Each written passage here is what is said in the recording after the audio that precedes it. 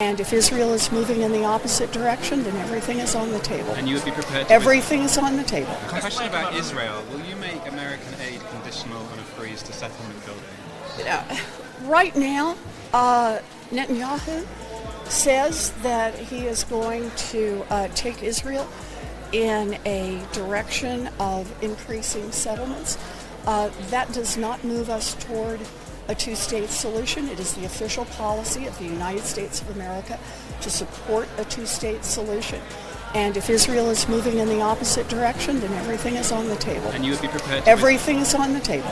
Many Americans found themselves now having their civil rights stripped from them. And so what I was speaking to was the fact that as a Muslim, not only was I suffering as an American who was attacked on that day, but the next day I woke up as my fellow Americans were now treating me as suspect. You used the term the occupation of Palestine. What did you mean by that?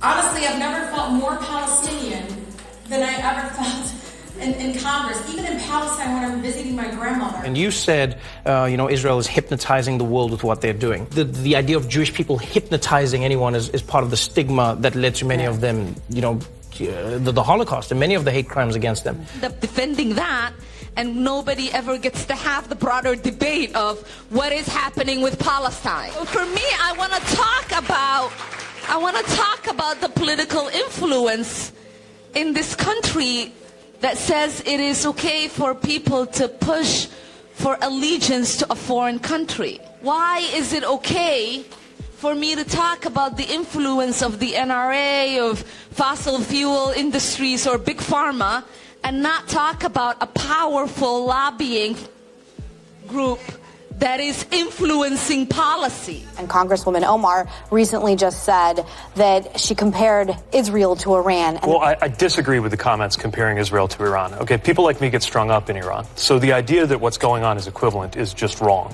We should honor these movements and that history.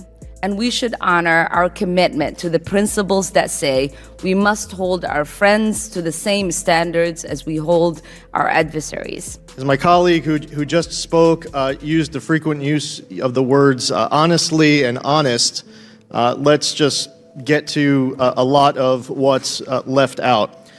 So the BDS movement has not distanced itself from Hamas, a designated foreign terrorist organization. BDS supporters individually are not distancing themselves from Hamas either.